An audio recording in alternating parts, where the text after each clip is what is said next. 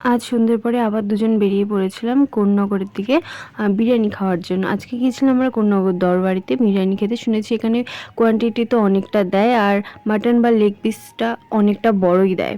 তো ফার্স্টে আমরা এখানে অর্ডার করেছিলাম চিকেন বিরিয়ানি, দেন অর্ডার করেছিলাম মটন বিরিয়ানি। যেহেতু কোয়ান্টিটি অনেকটা দেয়, আমি ওটা খেতেও পারতাম না, তাই চিকেনটা খাওয়ার পরে আমরা মটনটা নিয়েছিলাম। তো মটনের পিসটা দেখো কতটা বড় দিয়েছে, আর ফোনে এতটাও বড় লাগছে না, কিন্তু সামনাসামনি অনেকটা বড় ছিল, আর কোয়ান্টিটি তো অনেকটাই ছিল। তারপর আমরা চলে গেছিলাম আমাদের মনসা মন্দির আছে একটা, সেখানে মেলা হয়।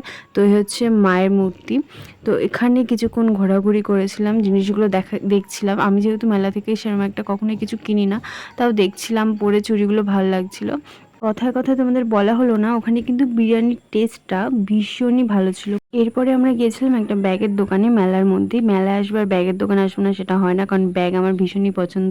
তো এখানে এসে দেখছিলাম ব্যাগের কালেকশনগুলো, 50 আর 100 টাকা করে ভীষণ ভালো ভালো কালেকশন ছিল। দেন আমরা বাড়িতে চলে এসেছিলাম।